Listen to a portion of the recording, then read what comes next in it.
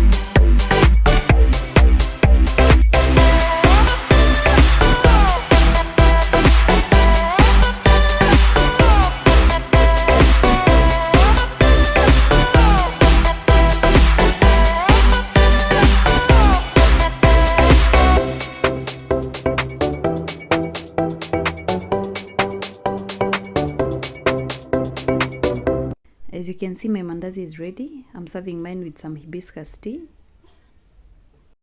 Kindly subscribe to this channel.